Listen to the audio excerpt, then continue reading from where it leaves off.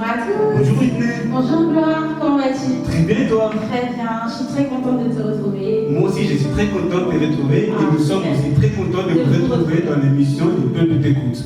Alors Le Peuple t'écoute est tout simplement une émission à laquelle nous accueillons les hommes de Dieu pour répondre aux questions que les enfants de Dieu se posent au quotidien, tous les jours dans leur vie.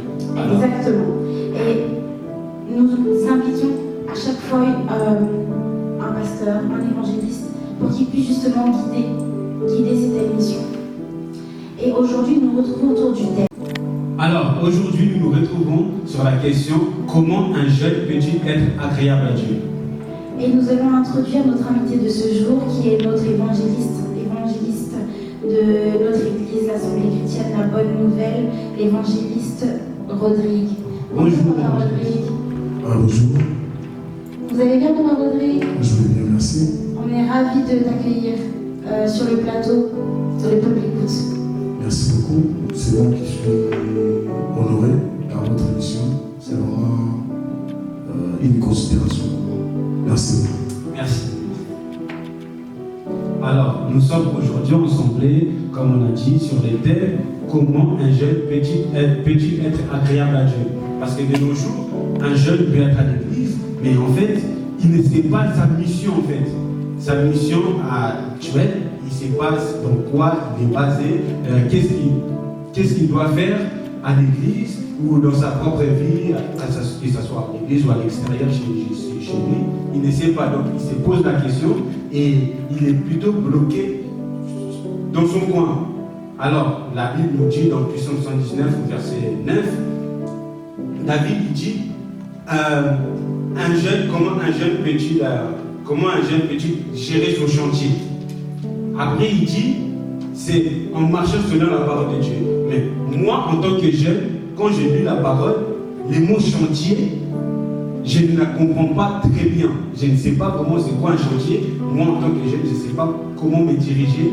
Donc c'est quoi je ne sais pas si c'est une entreprise, si c'est un service à l'église. Donc je me pose des questions pour être agréable à Dieu. C'est quoi les chantiers? Merci pour la question. On peut lire ce verset, le verset que le frère Gloire vient de nous dire. Je vais vous le lire. Merci. Vous pouvez prendre donc votre Bible au psaume, au chapitre 119, au verset 9. Je lis la parole de Dieu. Amen. Comment le jeune homme rendra-t-il pur son sentier en se conformant à ta parole? Amen. Amen. Alléluia. Amen. Je vais répondre à cette question parce que c'est une question qui doit éclairer beaucoup de gens, notamment les jeunes, parce que c'est une question posée à un jeune ou aux jeunes. La Bible dit comment le jeune homme rendra-tu pur son sanctuaire? En fait, c'est quoi d'abord les sanctuaires? Les sanctuaires, en fait, c'est un chemin. C'est un petit chemin ou une petite route. Cette route-là, elle est trop petite. Alors, la Bible pose une question. Cette petite route, comment un jeune peut rendre cette petite route pure? Est-ce que vous comprenez? Amen. En fait, lorsqu'on parle de cette petite route, on sous-entend qu'il y a une marche qu'un jeune doit passer par là, doit traverser. Quand une personne reçoit Christ, il quitte d'un endroit vers un autre endroit. En fait, sur la terre, on rencontre Jésus, on reçoit la vie éternelle. Et cette vie éternelle, autrement on dit, c'est une marche avec Christ. Alors, dans une marche, c'est ce qu'on appelle le chemin ou les sentiers. Alors, ces sentiers, pour la purifier, ou pendant qu'un jeune est en train de marcher, pour que son marche soit pure devant Dieu, le jeune homme ou la jeune femme doit se diriger selon la parole de Dieu. Parce que cette question, en vrai Dieu, la réponse elle est juste en bas. Vous comprenez? Parce qu'on sous-entend, lorsqu'on dit pour rendre un chemin pur, on sous-entend que le chemin n'est pas pur. Vous comprenez? Le chemin n'est pas pur. On dit à un jeune comment il fait. C'est le jeune qui doit rendre son chemin pire. Alors pour rendre son chemin pire, il doit se diriger selon la parole de Dieu. Donc c'est ma réponse par rapport à la question que le frère Gloire venait de nous poser. Et j'aimerais du coup te demander, Papa Rodrigue, mais justement pour emprunter ce sentier, le jeune, est-ce qu'il y a des conditions? Est-ce que en fait le jeune doit être d'une certaine façon? Parce que je pense qu'il y a des jeunes, lorsque si ils entendent ta réponse, ils vont se dire mais peut-être que moi je suis pas comme ça, bien je suis pas comme ça. Est-ce que vraiment je peux emprunter ce sentier et le rendre pur? Oui, c'est possible parce que, en fait, il n'y a pas assez beaucoup de conditions parce que ces sentiers ou les chemins qu'on a parlé ici, c'est une vie. Vous comprenez? C'est une vie. Alors, la Bible nous dit Jésus-Christ est le chemin, la vérité et la vie. Vous comprenez?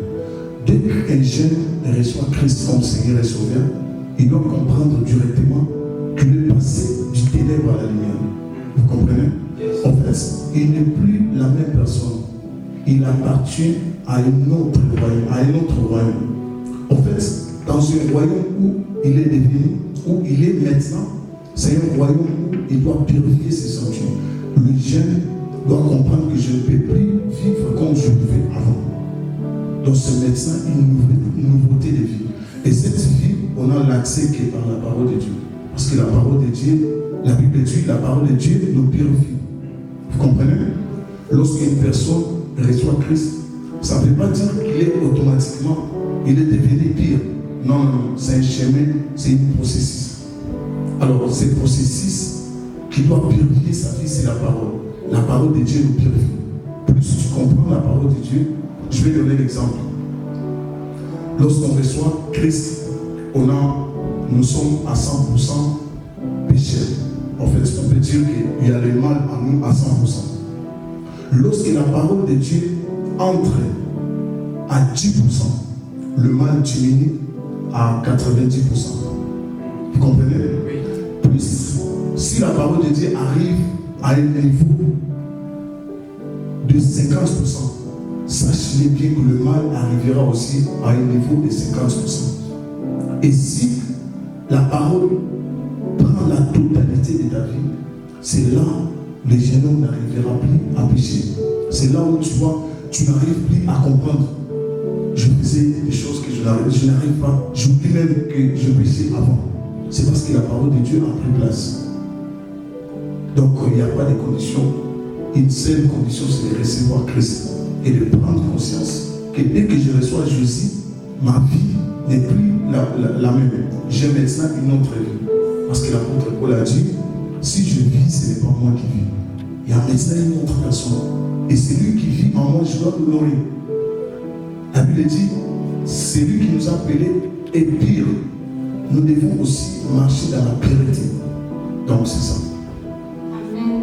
J'aime beaucoup cette réponse, Frère Gloire. Ah oui. Parce que je pense qu'il y a beaucoup de jeunes qui nous regardent aujourd'hui et qui se disent moi je ne suis pas comme ça. Peut-être tu sais, moi je ne chante pas à la chorale. Moi je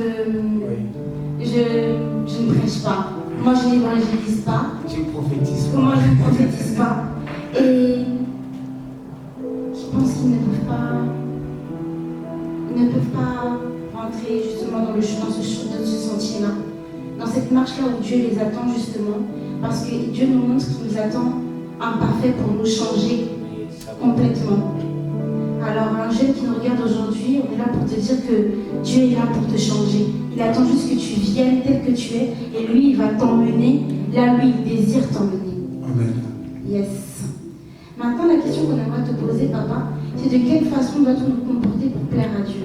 Il y a une façon de se comporter pour plaire à Dieu. Oui. Exactement. Je vais répondre à cette question.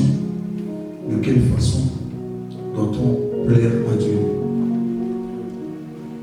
En fait, lorsqu'on aborde le sujet des jeunes, on devient trop sensible.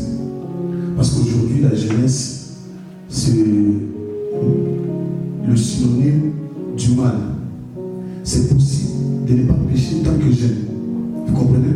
C'est possible de ne rien faire de mauvais pour gagner sa vie, vivre dans l'honnêteté. C'est possible. Aujourd'hui, lorsqu'on voit un jeune, lorsqu'on parle de la jeunesse, on voit directement toutes sortes de mauvaises choses. Alors que dans la Bible, on nous donne beaucoup d'exemples de jeunes. Et ce livre qu'on appelle la Bible, c'est un livre de jeunes. Tous les serviteurs que Dieu a utilisés dans la Bible, c'était des jeunes. Ils marchaient dans la crainte de l'Éternel. Ils aimaient Dieu de tout leur cœur.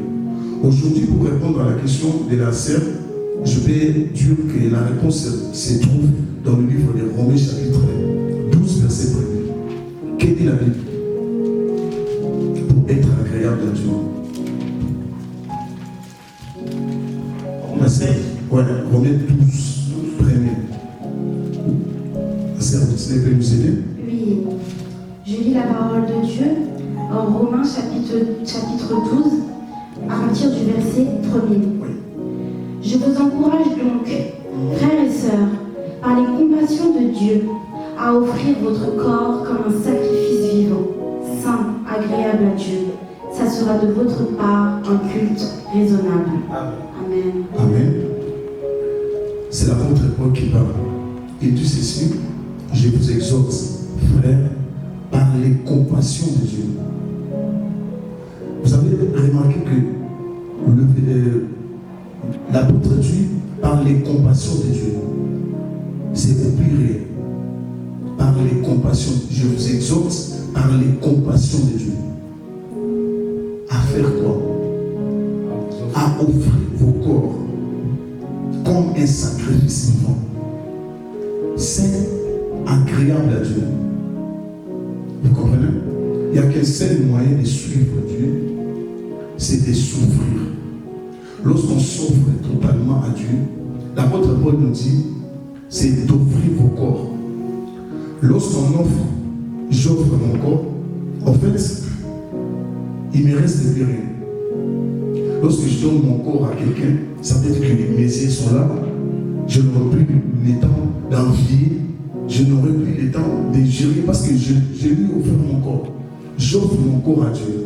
Ça veut dire ce qui me pousse à faire le mal, c'est mon corps. Ce qui me pousse à ingérer, à insulter ou à faire je ne sais quelle sorte de mal, c'est mon corps.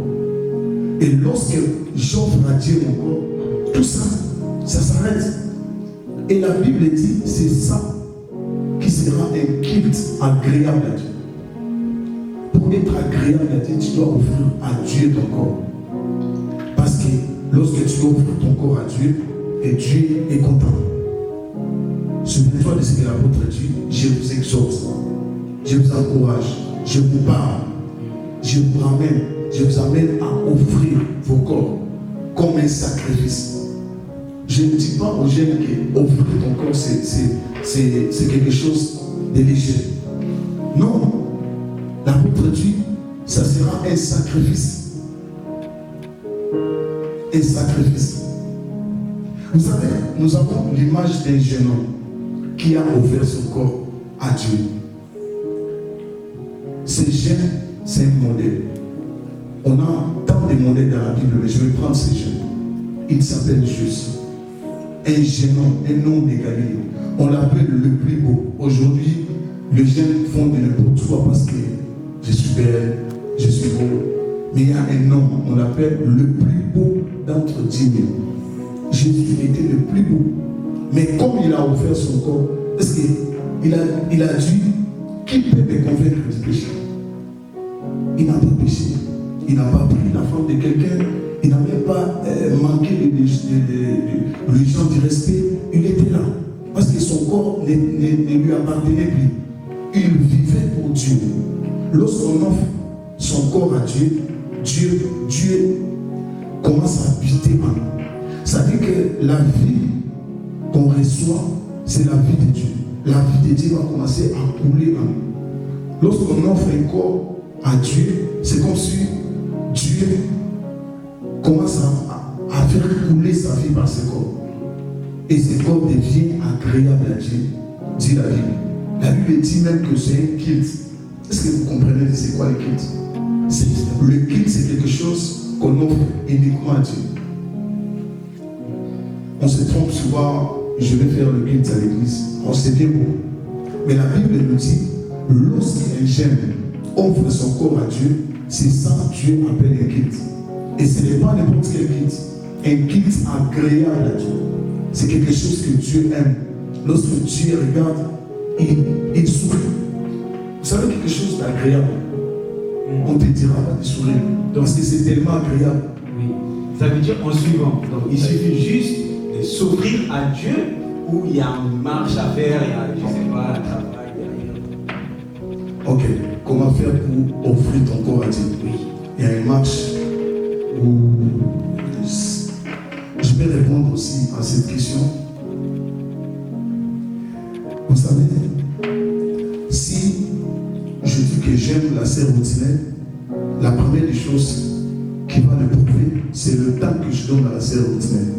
Je ne peux pas dire que j'aime mon frère Gloire si je n'ai pas le temps à lui offrir. Et le respect que je donne à mon frère, c'est au niveau des temps. Ou sinon le frère dira, ah, celui-là, il dit seulement que même, mais lorsque je besoin de lui, il n'est pas là. Lorsque je cherche gloire pour quelque chose, il n'est pas là. Alors, à quoi bon de dire que le frère Rodrigue ou l'évangéliste Rodrigue même? Parce que quand j'ai besoin de lui, il n'est pas là. Sur les temps, pour offrir, savoir que j'offre mon corps à Dieu, c'est quel temps? Tes temps. Vous savez, dans la journée, on a 24 heures. Dans 24 heures, quel temps tu passes avec la personne que tu aimes? Souvent, on dit des choses, on ne sait même pas pourquoi on les dit. Nous disons que nous aimons Dieu. La première des choses, pour offrir ton corps à Dieu, tu dois d'abord lui donner ton temps. Alors que tu vois, les jeunes d'aujourd'hui, tu peux passer toute la journée avec tes amis, ça ne te dérange même pas. À peine on te dit d'aller à l'église, 1 heure du temps seulement. Tu vois l'attitude des jeunes, mais tu dois lui donner le temps. Or, plus tu passes du temps avec Dieu, c'est normal que je comprenne ce que Dieu veut. Pour ne pas aller à l'encontre de ce que Dieu veut. C'est ça le péché. Le péché, ça veut dire être à l'encontre de ce que Dieu veut. Yes. Plus tu passes le temps avec Dieu, je sauve. Parce que je vis avec lui. Tu sais, quand je